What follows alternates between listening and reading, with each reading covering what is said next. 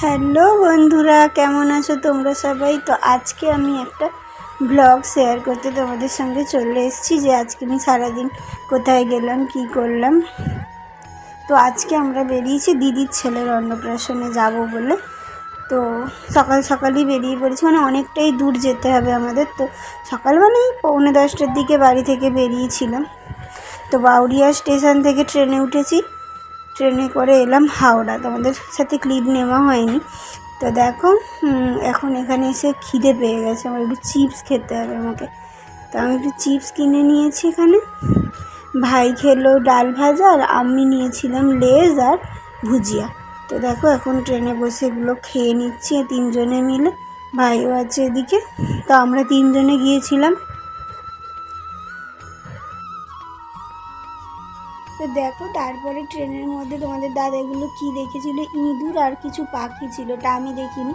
ও উঠে গেছিলো, গিয়ে তুলেছে, দেখতে পেয়েছে। তো আমি এগুলো আমি সামনে থেকে দেখিনি আর কি। তো এই ভিডিওতেই দেখলাম। তো আমরা নেমে গেছি, আমরা নেমেছি গোবরা স্টেশনে। তো আমি আগে কোনোদিনও এই স্টেশনে আসিনি, এই প্রথম এলাম। তো বক বক করতে করতে আমি যাচ্ছি। দেখো এখন প্রচণ্ড রোদ। এই যে অটো উঠে পড়লাম। তারপরে এখানে চলে এসেছি। দিদির বাড়িতে অনুষ্ঠান ছিল না, অনুষ্ঠানটা লজে ছিল। তো দেখো এখানে ভাগনা প্রচুর কান্নাকাটি করছিল, আমি জোর করে নিয়ে একবার একটুখানি ভিডিও বানিয়েছি। একটু ফটো তুলবো বলে নিয়েছিলাম, তোমাদের দাদাভাই ভিডিও বানিয়ে দিয়েছে। খুব কাঁদছিল, খুব কিউট, খুব সুন্দর দেখতে হয়েছে। তো খুবই চটকিয়ে দিয়েছি। তারপরে আমরা একটু বসে মাসির সাথে গল্প করে আমরা এখন খেতে বসে গেছি।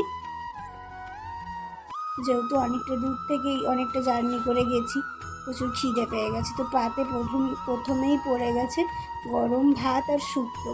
সুন্দর, প্রত্যেকটা রান্নাই খুব ভালো ছিল, আমার তো খুবই ভালো লেগেছে। এখানে প্রচুর ভাত দিয়ে দিয়েছিল একসঙ্গে। তো শুক্তোটা খুব ভালো টেস্ট হয়েছিল, আমার তো খুবই ভালো লেগেছে। তারপরে শুক্তো দিয়ে খাওয়া শেষ করতেই চলে এলো এখানে ডাল, ভেজ ডাল আর বেগুনি। আমার তো খুবই ভালো লাগে। চলো এখানে তোমাদের সঙ্গে খাওয়াটা শেয়ার করে দিই। তারপরে পড়েছে এঁচোড় চিংড়ি, এটাও খুবই সুন্দর টেস্ট ছিল। তো আমি দুবার করে নিয়েছি, একবার আমাকে নুনের উপরে দিয়ে দিয়েছিল, ওই জন্য আমি আবার সাইডে আলাদা করে নিলাম। তারপরেই চলে এসেছে এখানে কাতলা মাছ। আমি তো আমার পছন্দের পেটির পিসটা চেয়ে নিয়েছি, খুবই ফ্রেশ ছিল মাছটা, খুবই ভালো লেগেছে আমার খেতে। তারপর থেকে আমি আর কিছুই খাইনি এই মাছের পর থেকে, শুধু পাঁপড় ছাড়াও। তারপরে যা দেখাবো তোমাদের দাদাভাই খেয়েছে, তোমাদের দাদাভাইয়ের পাতে চাটনি, পাঁপড়, তারপর ছিল পায়েস, রসগোল্লা, আর এখানে সন্দেশও ছিল। এরকমভাবে ভালো করেই খেলাম। আইসক্রিম দিয়েছিল, ভাই আইসক্রিমটা খায়নি, ওটা আমাকে দিয়ে দিয়েছে।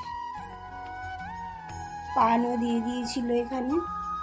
আমি এখানে আইসক্রিম খাচ্ছি, উঠে এসে হাত মুখ ধুয়ে।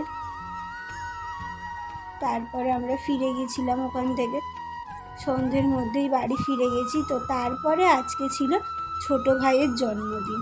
তো আমি যেহেতু সকালে বেরিয়ে গেছিলাম, মা ওকে রান্না করে দিয়েছিল ভাজাভুজি, মাংস, আর এই যে কেক কাটা হচ্ছে। তো আমি ওকে আশীর্বাদ করছি। দেখো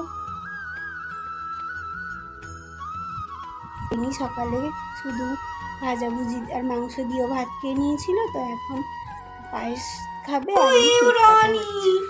হ্যাপি বার্থডে টু ইউ। ছুরি ভেঙে যাবে নাকি?